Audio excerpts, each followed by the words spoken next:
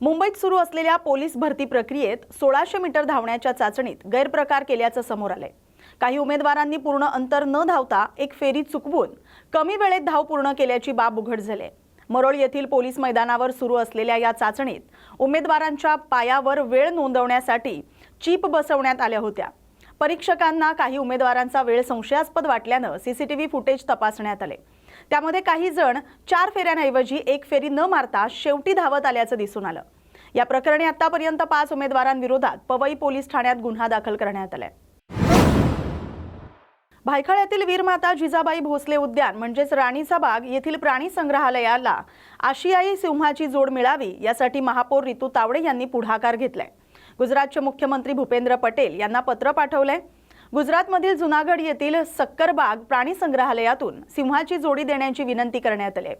पालिकेने राणीबागेच्या आधुनिकीकरण प्रकल्पांतर्गत वाघ, बिबट्या, तरस, अस्वल, कोल्हा, बारशिंगा, चितळ, सांबर यांसारखे विविध प्राण्यांसाठी पिंजरे तयार केलेत। काही प्राणी देखील आणलेत। मात्र आशियाई सिंहासाठीचा पिंजरा तयार असतानाही गेल्या 4 वर्षांपासून सिंहाची जोडी मिळालेली नाही। त्यामुळे सिंह मिळवण्यासाठी पालिकेचे प्रयत्न सुरूच आहेत। केवळ व्हॉट्सॲप संदेशाच्या आधारे कौटुंबिक क्रौर्याचा दावा मान्य करून घटस्फोट मंजूर करणं योग्य नसल्याचं स्पष्ट करत उच्च न्यायालयानं कुटुंब न्यायालयाचा आदेश रद्द केलाय। पतीनं सादर केलेल्या व्हॉट्सॲप संदेशांच्या पुराव्यावर पत्नीला प्रतिदावा करण्याची किंवा बाजू मांडण्याची संधी न देता कुटुंब न्यायालयानं घटस्फोट मंजूर केला होता। मात्र न्यायमूर्ती भारती डांगरे आणि न्यायमूर्ती मंजुषा देशपांडे यांच्या खंडपीठानं हा आदेश चुकीचा ठरवत एकतर्फी निर्णय देता येत नसल्याचं स्पष्ट केलंय। तसंच पत्नीला बाजू मांडण्याची आणि पुरावे सादर करण्याची संधी देण्यासाठी हे प्रकरण पुन्हा कुटुंब न्यायालयाकडे वर्ग करण्यात आलंय। नव्यानं सुनावणी घेऊन मध्यस्थीद्वारे तोडगा निघू शकतो का हेही तपासण्याचे निर्देश न्यायालयानं दिलेत। IPS अधिकारी रश्मी करंदीकर यांचे पती पुरुषोत्तम चव्हाण यांना 24,78 लाख रुपयांच्या फसवणुकीच्या प्रकरणात कनिष्ठ न्यायालयानं पुन्हा जामीन नाकारलाय। न्यायालयानं चव्हाण यांच्यावर सादर केलेले पुरावे त्यांच्या सहभागाचे स्पष्ट दाखले देत आहेत असं नमूद केलंय। मुंबई पोलिसांच्या आर्थिक गुन्हे शाखेच्या आरोपानुसार चव्हाण यांनी सरकारी कोट्यातून कमी किमतीत भूखंड आणि सदनिका मिळवून देण्याचं खोटं आश्वासन देऊन आर्थिक फसवणूक केली। त्यांना 20 मे 2025 रोजी अटक करण्यात आली होती आणि सध्या ते न्यायालयीन कोठडीत आहेत।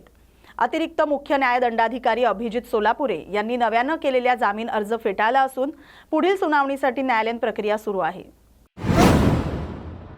राज्यातील सार्वजनिक आणि तातडीच्या विषयांकडे सरकारचं लक्ष वेधण्यासाठी आमदारांकडून लक्षवेधींचा वापर केला जातोय।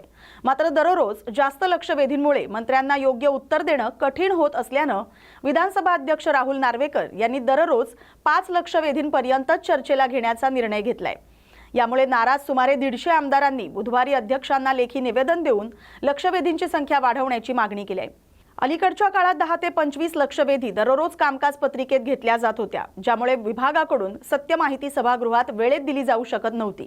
आता अर्थसंकल्पीय अधिवेशनात प्रथमच लक्षवेधींवर ही मर्यादा लागू करण्यात आली। मात्र काही आमदारांना आपल्या मतदारसंघातील महत्त्वाच्या प्रश्नांसाठी न्याय मिळत नाही अशी तक्रार आहे। मुलुंडमधील LBS मार्गावर वडाळा, ठाणे, कासार-वडवली मेट्रो 4 मार्गिकेच्या कामादरम्यान मेट्रोच्या खांबावरील अंदाजे 2.5 टनाचा सिमेंटचा कठडा कोसळला। त्यानंतर उच्च न्यायालयात जनहित याचिका दाखल करण्यात आली। प्राथमिक सुनावणीत न्यायालयानं मुंबई महानगर प्रदेश विकास प्राधिकरणाला म्हणजेच MMRDAला प्रकरणाचा स्थिती अहवाल सादर करण्याचे आदेश दिले। मात्र मुख्य न्यायमूर्ती श्री चंद्रशेखर आणि न्यायमूर्ती गौतम यांनी नमूद केले की प्रत्येक अपघातानंतर जनहित याचिका दाखल केली जाऊ शकत नाही। न्यायालयानं पुढील सुनावणीच्या वेळी याचिका सुनावणी योग्य आहे की नाही हे ठरवण्याचे आदेश दिलेत। मुंबई महानगरपालिकेनं वर्सोवा, दहिसर, भाईंदर सागरी मार्ग प्रकल्प हाती घेतलाय। या कामासाठी खारफुटीची तब्बल 45,000 झाडं हटवावी लागणार आहेत। प्रकल्पाचा बहुसंख्य भाग हा सागरी किनारा तटबंदीच्या क्षेत्रातून जात असल्यामुळे कांदळवन मोठ्या प्रमाणात बाधित होणार आहे। महापालिकेनं हटवलेल्या झाडांच्या बदल्यात 3 पट झाडं मीरा, भाईंदर आणि पालघरमध्ये लावण्याचं ठरवलंय। यासाठी 300 कोटी रुपये खर्च केला जाणार आहे। प्रकल्पासाठी महाराष्ट्र मेरीटाईम बोर्ड, सागरी किनारा व्यवस्थापन प्राधिकरण, पर्यावरण आणि वन मंत्रालयाच्या परवानग्या तसंच उच्च न्यायालयाची मंजुरी मिळाली।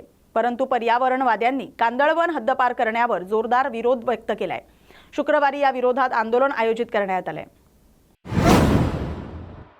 राज्यात 2024-25 या 2 वर्षात तब्बल 1,17,369 महिला आणि मुली बेपत्ता झाल्यात। त्यापैकी 86,228 मुलींचा शोध घेण्यात यश आले, पण उर्वरित 31,141 महिला आणि मुली अद्यापही बेपत्ता आहेत, अशी धक्कादायक माहिती समोर आली। महिला मुलींचा शोध घेण्यासाठी विशेष कक्षाकडून मोहीम राबवली जाते, त्यामुळे बेपत्ता महिला सापडण्याचं प्रमाण 10% वाढले, अशी माहिती मुख्यमंत्री देवेंद्र फडणवीस यांनी विधान परिषदेत दिली आहे। दिवंगत अजित पवार यांच्या विमान अपघाताविषयी विमान अपघात तपास विभागानं सादर केलेला प्राथमिक चौकशी अहवाल हा दिशाहीन आहे, केवळ रंगरंगोटी करण्याचा प्रयत्न आहे, असा आरोप रोहित पवार यांनी केलाय। अपघाताचे पुरावे नष्ट करण्याचा, माहिती लपवण्याचा प्रयत्न सुरू आहे। अपघातापूर्वी बारामती विमानतळाची रेकी झाली होती, असा गंभीर आरोप करून अपघाताची चौकशी केंद्रीय अन्वेषण विभागाकडून म्हणजे CBI कडून करावी, अशी मागणी आमदार रोहित पवार यांनी केली आहे। या बातमीसोबतच मुंबई बुलेटिनमध्ये आता इथेच थांबतोय। अशाच महत्त्वाच्या बातम्यांसाठी पाहत राहा न्यूज मराठी 24/7। नवा भारत, नवा विचार।